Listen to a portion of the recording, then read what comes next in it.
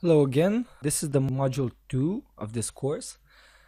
In this module, we're going to discuss what's the exact mechanism for which you got diabetes, for which you developed type 2 diabetes. Okay. We're going to discuss the scientific approach, what the traditional medical establishment says about this. We're also going to discuss what science actually discovered about this, which is, believe it or not, completely different from what the medical authorities are claiming. And at towards the end, you're going to get a complete, simple overview so that you may understand why you got diabetes in the first place. And obviously, after that, it will be much simpler to know what you can do about it to achieve normal blood sugar levels and get rid of diabetes. So let's carry on. What does science say about your diabetes the development? And when I say science, I mean the medical establishment. So, as we discussed in the earlier module, the medical establishment also blames your genes a lot for this cause, which obviously is true to a certain degree, but again, it's not deterministic, right? So, your genes do not determine that you will get type 2 diabetes. They also say that your lifestyle may have an important role in developing diabetes, in which case they would be right. But what's funny is that they say that it has only a part from the whole picture. Many health experts and nutritional experts claim that it's because of your food, solely because of your food. And this is where numerous religions, quote unquote, appear, like the experts that claim that you should eat a very low fat diet to control your diabetes, which it's true has been shown to have some good results, although it has its advantages and disadvantages. We're not going to get into this right now, but I think it's sufficient to say that it's not quite the optimal approach to reversing diabetes. However, it can work for some individuals, especially for vegetarians. So, especially if you're a vegan or vegetarian, you can try a very low fat diet, and it may lower your blood sugar. However, it's not the only change you need to make to reverse diabetes. Then there's the low carb paradigm, which has exploded in the recent years. And again, many health experts and many nutrition experts have absolutely zealous about promoting this. They may have a point there because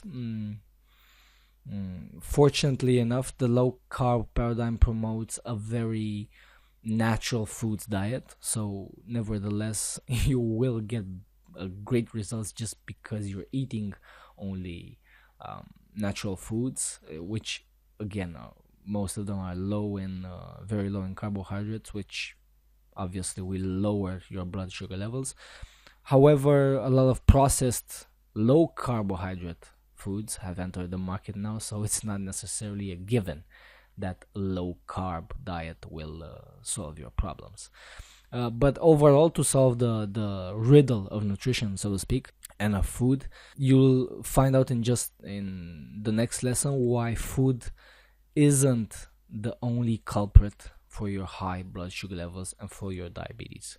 So yes, it is also because of your food, but it's not just because of the food you're eating or you ate. The medical establishment also thinks it's because of lack of exercise, which again, they would be right to a certain degree.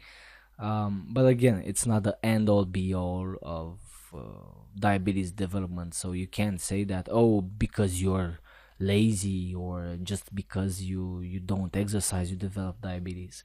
That's a rather harsh comment, and it although it may contain a grain of truth, it's not completely true. So no, it's not just because of a lack of exercise.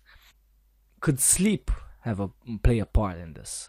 Yes. Only recently, scientific studies have shown that after less than good night's sleep, so to speak, the participants showed higher blood sugar levels and uh, a greater degree of insulin resistance and a lower insulin sensitivity, which shows that sleep indeed has a pretty important contribution to the development of diabetes and high blood sugar. Now, just imagine, like, throughout many years, like years of sleep deprivation or um, lack of sleep quality, imagine what that can do on your metabolism and on your health. So you can maybe imagine that indeed sleep does play an important part in this. But again, it's not the end all be all of diabetes development. So, what's the bitter conclusion of modern medicine after we went through all of this? The conclusion is simple. We, and when I mean we I refer to the medical establishment, we don't know why type 2 diabetes happens, right? They have a point there because it's very hard and false in the same time to pinpoint just one component that leads to diabetes development, right?